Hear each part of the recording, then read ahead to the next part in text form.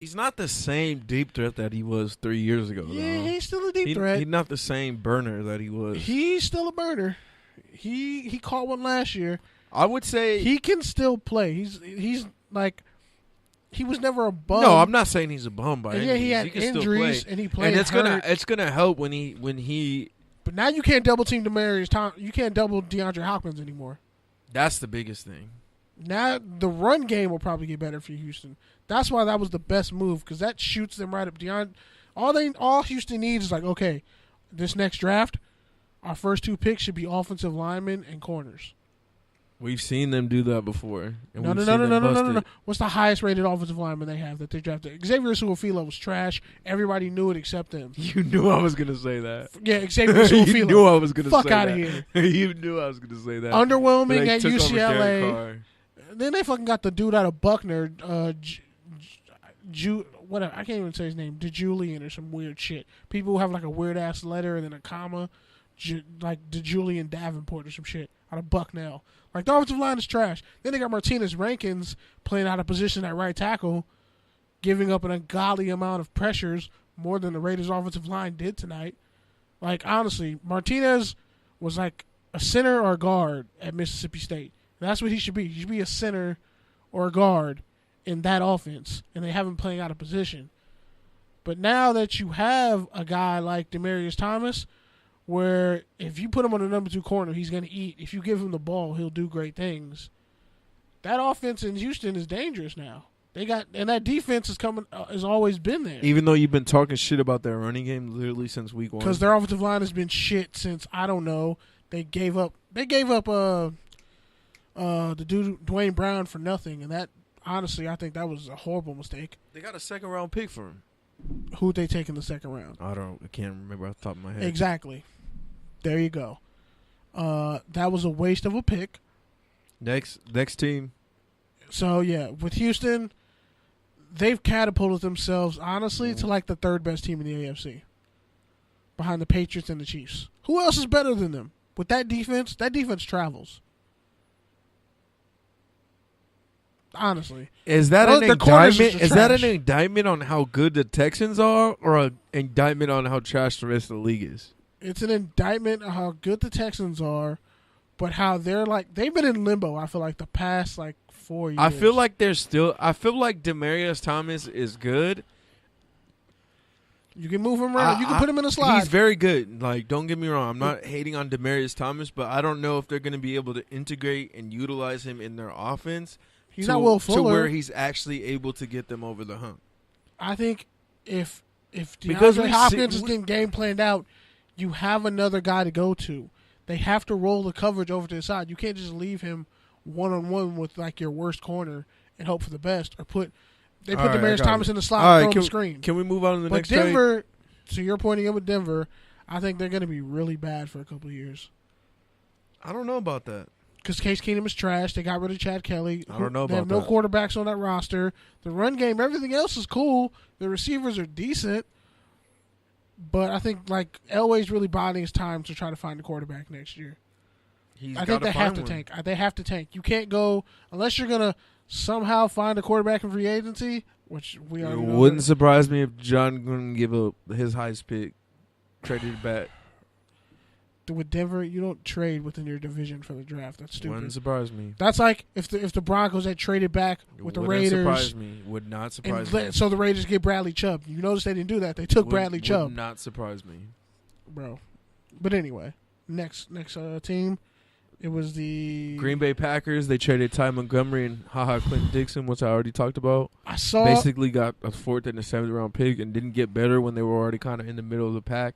And questionable, still relying on Aaron Rodgers to do everything. Like, they could have used Demarius Thomas or, I don't know. Patrick Peterson, yeah, that would have been a good one. But, honestly, I don't use Le'Veon Bell. I don't blame them for not getting a corner because I feel like they have 3 foundational corners. Yeah, they do. Kevin King, Josh Jackson, and Jair Alexander. Jair Alexander was balling. He shut down Brandon Cooks for the most part. He took his lumps for sure. He got beat a couple times, but he competed a lot. He made a lot of plays despite all that. He's their fastest corner. And the Raiders passed on him. But yeah. They passed on Kevin King too, and Josh Jackson. Yep. And Josh Jones, who's I think a 5th round pick. But if you look at it, the Packers were like they purged that whole defensive secondary. If we're going to be honest, they got rid of They let Morgan Burnett go. They let Trayvon Williams go, and he came back. They got rid of DeMarcus Randall. So Tremont Williams is going to play free safety. He's going to convert to free safety full time now, which is smart. I think that's the best position for him. He's probably the most knowledgeable corner, so he can line guys up and make sure they're doing right, and clean up and not make sure people don't beat them deep. And you have Tremont Williams, you have Josh Jones back there. I think Kentrell Bryce. So, and you have those 3 corners: Josh Jackson, Jair Alexander, Kevin King. Those are your young bulls. That's your future. That right there, those 3 guys. And they have Brashawn Breeland, who, by the way, lost a bunch of money this offseason because of a foot injury. And they traded Ty Montgomery for a 7th round pick to the Ravens. After he fumbled a kick return. Wasn't supposed to come out the end zone. He wasn't supposed to take. And then which essentially lost him the game. He acted like a punk on the sidelines, apparently, from all the anonymous quotes, because a lot of anonymous Packers were pissed at him. He threw his helmet on the ground like a bitch because they took him out. Well, dude, you're not really a running back. You're always a wide receiver, that niche player. So that's just what you were to them. And since you never really progressed that much as a receiver, and you have Valdez Scantling, Equinemius St. Brown, Devontae Adams, Geronimo Allison. Which, by the way, big fast receivers. Which, by the way, I just wanted to point out Raiders after watching passed on 3 of those guys. Watching that Rams game, it's crazy how a lot of people, not me and you, but a lot of people outside of this room were calling Devontae Adams a bust like 2 years ago. Like what? And not just that, but he's pretty much the best receiver in that class, not named Odell. And Randall Cobb has definitely kind of been a bust. But I don't blame him. I think he'd be better in New England. I think he'd better. I wouldn't say he's a bust. I wouldn't say. Since he got paid, dog? Yeah, he got paid, but yeah. He deserved to get paid, but it's like he's not. He's predictable in that offense. I feel what you're saying. Yeah, he's a predictable piece in that offense, and they clearly have big, strong, fast, young receivers, and Devontae Adams leading the way. That's the future of that offense. So I'm surprised they didn't trade Randall Cobb. Montgomery, I get why. Montgomery basically said on the quote, he was like, I don't know what my role is in the team anymore, so I'm just kind of dealing with that and struggling with that. And they don't trust me, and I don't. They're like they don't trust. Now he's a Baltimore Raven, which is perfect for him because honestly, I think he would be he's like their 2nd or 3rd best receiver. And who's the better? Who's Nate Crabtree? I think John Brown. He's actually going to play running back. I'm pretty sure he's going to play running back. He should play receiver. They've been saying he's going to play running back because they have Willie Snead. I think I read a quote that they're the 21st ranked rushing offense, and they only have like. They have Alex Collins and nobody else. They have Buck Allen, but they have like 3 backs who do the same thing, kind of. So he adds a mix in there. Yeah, but still. And then, but I think the Packers are smart. They got draft equity. And the Redskins. The 4th round pick is valuable. The Redskins are essentially building a defense with everyone who went to Alabama. Wouldn't surprise me if they traded for Reuben Foster in the offseason. Nah, I think the Redskins solidified that they're going to win the NFC East with that trade. That's crazy. DJ Swearinger's been playing like an all-pro all year. Clinton Dix will play better, A, because they all went to Alabama, and B, well, Swearinger went to South Carolina, but he played like he went to Alabama. But you got Swearinger doing what he does. Clinton Dix will fill in that role perfectly as a total upgrade of whoever else was at safety. You have Josh Norman at corner, who's an irritant, and you have Fabian Monroe, who actually isn't bad.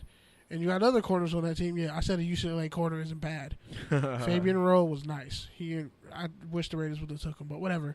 But that defense, I don't think he's starting, but yeah. But still, like coming off the bench, like he'll grow, and like they have a solid defensive backfield now. I don't see them giving up all those chunk yards anymore. I definitely see them being better against the run. So I would definitely say the Redskins are better at 4-2. The Cowboys are kind of floundering out there. The Giants are trash. But, like, they should be better. There were, like, rumors of Landon Collins being traded, which would have been stupid because he's about to get paid. Clinton Dix is actually on the last year of his rookie deal. So, there you go. Redskins got better. Packers got draft equity. And you know what the Packers do with 4th-round picks and later-round picks. So, And your Los Angeles Rams, I mean, you and Yes. the listeners, added Dante Fowler, former number 4 Beast. overall pick. nah, he was before Khalil Mack. So 3. No, he was next draft class. Come on, bro. Wait, no. Wait, I thought it was Come so. on, It's bro. Fowler and Cooper. Yeah. Fowler and Cooper in the same draft class. No. You're right. So he Yeah. must have been 5. He must have been 5. He went after Cooper. Jacksonville picked before them, didn't they? So then he was 3? No, Maybe Kevin it was- White was 3. No, Kevin White was 7th. Cooper was 4th. Let me just double check.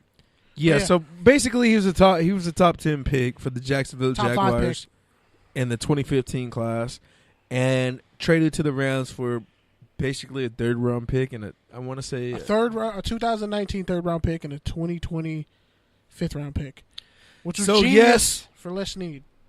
So yes, the Rams finally got The edge rusher, an edge rusher.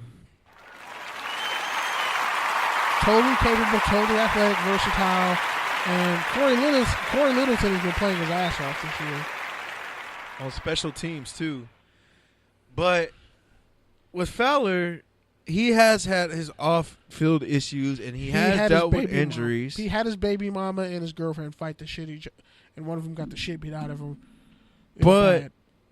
he hasn't had any of that this year. Yeah, so he's had like a good 2 years, he's been staying out of trouble. and he's just leaving that dumpster fire that is Jacksonville. So. I think he had his most sacks last season. He has 2 this he year, had 8 last year, playing in spot-up duty. but now he's going to be full-time playing in front of guys like Aaron Donald and Ndamukong Suh. I mean, not like he didn't already have a great defensive line in Jacksonville. No one on that defense is as good as Aaron Donald Yeah, for sure or not. Ndamukong Suh. For sure not.